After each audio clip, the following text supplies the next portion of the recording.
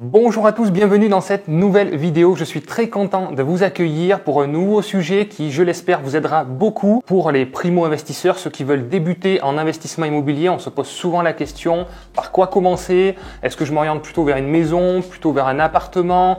Quel est mon budget? Comment cibler un petit peu tout ça? Je vais essayer dans cette vidéo de vous aider à y voir plus clair et surtout vous aider à passer à l'action parce que regarder des vidéos c'est bien, mais passer à l'action c'est quand même mieux. Allez, c'est parti!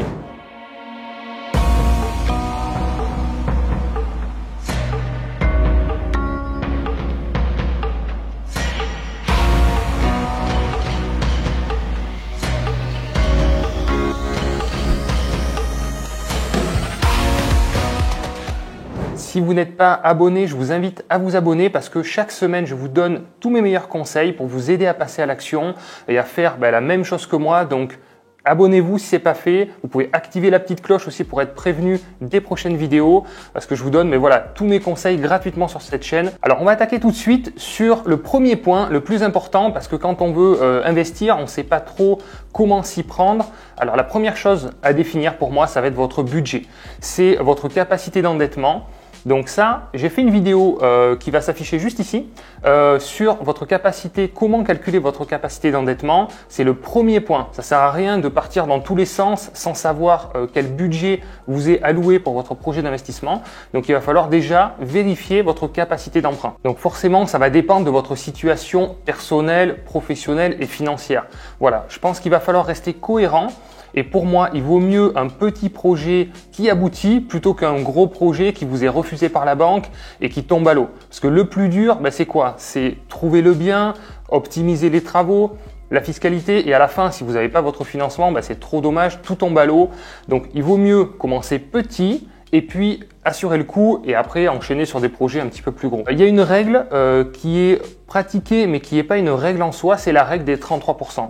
Il faut savoir que cette règle est souvent dépassée parce que si vous avez des revenus importants, parce que si vous avez un différentiel positif sur votre projet, la banque peut aller au-delà de ces 33%. Donc voilà, pour vous donner quand même quelques pistes et pas vous laisser comme ça sur votre faim, on va prendre un couple qui gagne 1 500 € par mois, donc 3 000 € à deux, qui est en CDI. Voilà, alors ceux qui sont pas en CDI, évidemment, je vais vous faire une vidéo très précise sur le sujet parce que c'était mon cas et c'est pas impossible, mais c'est un inconvénient dans votre dossier de financement.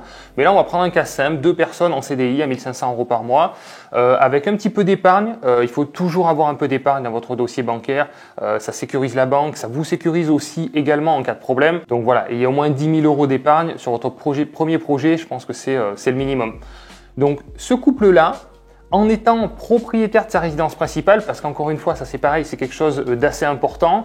La plupart des banques demandent à être propriétaire de la résidence principale avant de financer des investissements locatifs. Ce couple-là, pour moi, à première vue, peut, avec une bonne tenue de compte, encore une fois, une tenue saine, avec des relevés de compte sains, peut emprunter assez facilement dans les 200 000 € pour un premier projet rentable. Attention, parce que encore une fois, la banque va prendre en compte aussi le projet et la rentabilité du projet pour pas amputer votre capacité d'endettement. Donc maintenant, deuxième point. Alors le deuxième point très important à prendre en compte, c'est votre secteur. Est-ce que vous êtes dans une zone rurale? Est-ce que vous êtes dans une petite ville, dans une grande ville? Parce que ça aussi, ça va dépendre clairement de vos recherches. Voilà, il va falloir adapter vos recherches à votre situation géographique, c'est évident. Alors, on va commencer par la campagne. Donc, ce que j'appelle les projets ruraux, c'est des petites villes de moins de 5 000 habitants ou même des villages. Moi, j'ai acheté des biens dans des petits villages et ça fonctionne très bien. On me pose souvent la question, est-ce qu'il faut acheter dans des grandes villes, dans des grandes métropoles avec forcément les trains, que ce soit bien desservis, qu'il y ait des universités, etc. Je vais vous répondre clairement, pas forcément, parce que effectivement vous allez avoir moins de demandes, mais on n'a pas besoin de 50 locataires pour louer un logement. On en a besoin que d'un.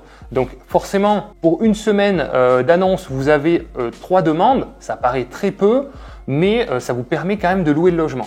Donc même dans des zones rurales comme ça, vous pouvez très bien louer un logement. Alors attention, qu'il soit de qualité, bien évidemment. Sur ce type de zone, ce que je vous conseille de faire, c'est de privilégier les grands appartements parce que on le voit encore plus avec ce qu'on vit actuellement, le coronavirus et le confinement.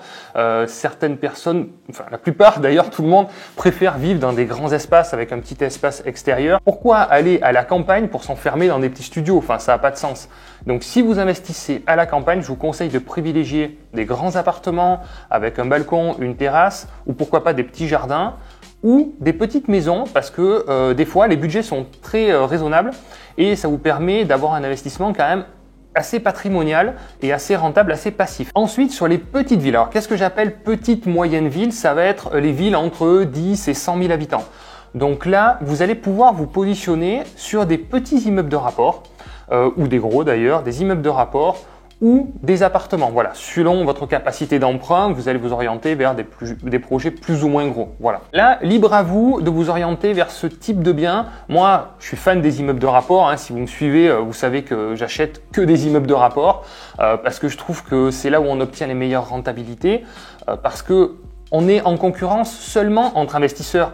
On n'est pas en concurrence avec des acheteurs de résidence principale. Donc, quelqu'un qui vend un immeuble loué, c'est uniquement pour des investisseurs. Alors qu'un appartement, une maison, on va être en concurrence avec des acheteurs de résidence principale, ce qui fait globalement monter les prix. Deuxième avantage avec l'immeuble, c'est que on dilue le risque. Voilà, sur un immeuble où vous allez avoir 4-5 appartements, même si vous avez un appartement de vacances, si vous avez fait un projet rentable, vous allez normalement être à l'équilibre financier et donc faire en sorte que le projet ne vous coûte rien. Donc ça, c'est très sécurisant. Alors que si vous achetez un seul bien, un appartement ou une maison, si c'est pas loué, clairement, vous n'avez plus tout de revenus. Par contre, les charges vont continuer. Donc pour moi, je trouve ça un peu plus stressant. C'est pour ça que je suis fan des immeubles de rapport. Troisième point, dans les grandes métropoles. Alors là, c'est un petit peu plus compliqué pour les personnes qui souhaitent faire de la rentabilité parce que forcément, les prix sont plus chers, les rentabilités sont moins élevées. Donc là, peut-être que vous allez devoir adapter le mode de location. Donc à ce moment-là, adapter sur des projets peut-être de colocation, ce qui permet d'avoir en général un bon compromis entre valeur patrimoniale et rentabilité. Moi, je trouve ça top. Mais ça va vous demander un petit peu plus de gestion. Voilà, donc ça, il faut le savoir. Et si vous êtes dans les grandes métropoles, rien ne vous empêche de vous écarter un peu, d'être à 3/4 d'heure, 1 heure de votre projet. C'est tout à fait gérable, surtout si vous déléguez après en agence immobilière, c'est tout à fait faisable. Alors, troisième point à vérifier pour vous aider à passer à l'action, ça va être votre objectif. Alors, il va falloir déterminer quel est votre objectif principal.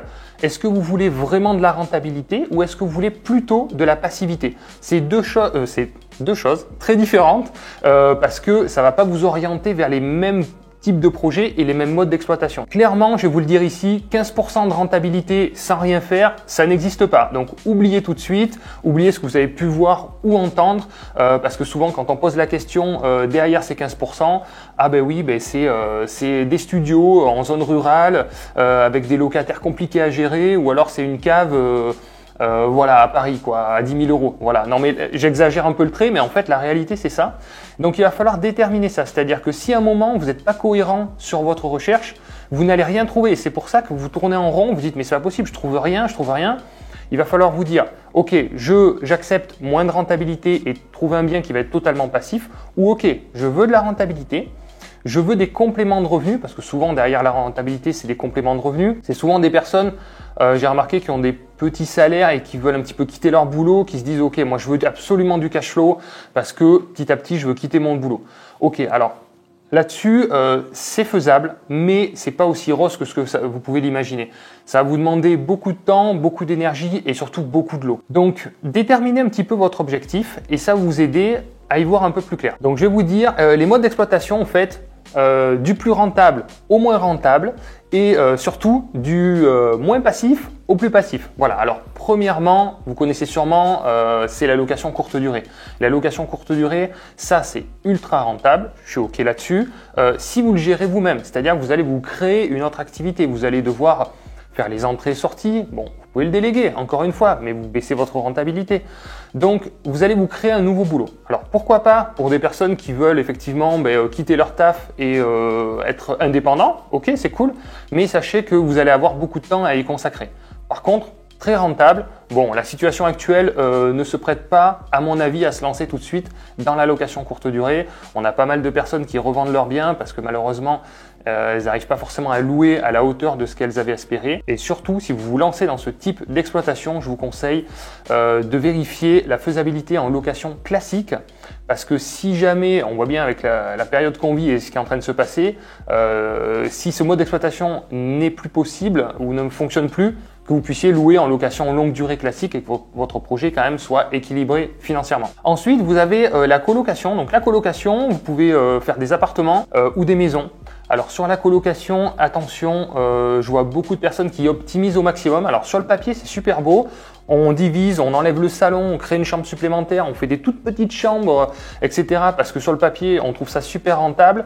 Mais clairement, les colocataires, c'est des gens normaux, c'est des gens qui ont envie de vivre normalement et qui n'ont pas forcément envie de se retrouver dans des cages à lapins, sans salon, sans l'aspect convivial. Parce que la colocation, pour moi, il y a un aspect convivial. Donc si on enlève ce côté-là, ça enlève tout le côté de la colocation. Et même mieux, je dirais maintenant, on s'oriente plutôt vers du co-living. On monte en gamme. Qu'est-ce que c'est? C'est plutôt une colocation un peu haut de gamme avec des chambres assez grandes, donc plus de 15 mètres carrés, qui permettent d'avoir un petit espace bureau, voire un petit coin salon pour pouvoir recevoir aussi dans sa chambre. Et bien sûr, des grands espaces communs avec, pour certains, une salle de jeu, une salle de billard, un truc comme ça. Ça, c'est cool, ça fonctionne bien avec projet locatif. D'ailleurs, on fait beaucoup de projets de colocation, beaucoup de maisons aussi, avec justement, là je pense à un projet qu'on vient de faire récemment, avec une maison où il y a 2 chambres par niveau et chacun a sa propre salle de bain. Et en bas, il y a une salle de jeu, voilà, pour tout le monde. Donc ça fonctionne très bien. Mais sachez que ça demande un peu plus de temps, bien sûr, de gestion que la location nue ou location meublée classique, quoi. Et après, vous avez le mode d'exploitation que j'affectionne parce que c'est très passif et ça permet de développer un patrimoine important. Moi, c'est ce qui m'intéresse. C'est la location longue durée, meublée ou nue. Et bien sûr, la location meublée demandera un petit peu plus de turnover, est un peu plus rentable, mais demandera voilà un petit peu plus d'énergie à y mettre forcément, puisque vous avez des meubles, il y a des meubles qui vont s'user, il y aura il y aura des petites réparations, il y aura des choses comme ça à faire. Et sinon, la location nue, clairement, c'est le mode d'exploitation le plus passif et surtout le plus durable pour moi parce que ça concerne tout le monde en fait. Donc tout le monde a besoin de se loger forcément. Donc ça concerne 50% des locataires qui en France vont être intéressés par la location nue longue durée. Les personnes seules, les personnes en couple, les familles, voilà, tout le monde. Alors que la location meublée, forcément, c'est plus des personnes qui sont en transition professionnelle ou en début, des jeunes qui se lancent dans la vie active, des choses comme ça. Et voilà, le gros du marché, sachez que c'est 80% des locations, c'est de la location nue. Donc il y a un gros marché et surtout une belle passivité qui permet d'y voir plus clair, quoi. Et loin surtout. Voilà, pour conclure cette vidéo, écoutez, moi j'avais envie de vous dire de vous lancer dans un petit projet avec pas trop de travaux pour vous rassurer, pour vous mettre la main à la pâte. Et donc clairement, moi ce que je trouve bien pour commencer, c'est un appartement ou 2 appartements. Moi j'ai commencé par ça. J'ai acheté 2 petits appartements T2 dans un immeuble en copropriété avec garage, parking, un truc simple. J'étais à 8% de rentabilité, donc légèrement au-dessus de l'autofinancement, mais en fait j'avais besoin d'être rassuré et ce projet-là m'a vraiment rassuré parce que j'ai loué facilement, j'avais des petits travaux, donc une petite cuisine équipée à poser, un peu de peinture à faire. Voilà, le projet très simple, ça s'est très bien passé, j'ai loué facilement et donc forcément ça m'a donné envie de continuer. Donc voilà, c'est le conseil que j'ai envie de vous dire, c'est commencer petit, monter sur des projets plus gros au fur et à mesure et plus expérimentés. Parce que je vois beaucoup de personnes qui se lancent dès le début dans une division, dans un plateau aménagé ou des choses quand même très complexes avec beaucoup de paramètres, que ce soit administratifs ou financiers, compliqués à maîtriser. Et forcément, quand on a fait un projet comme ça qui prend souvent plus d'1 année à mener, avec la complexité et la lourdeur que ça demande, ça risque de vous dégoûter. Donc c'est dommage parce que forcément le projet sera un peu plus rentable, mais vous allez voir que ça vous demandait aussi beaucoup de temps et beaucoup d'énergie.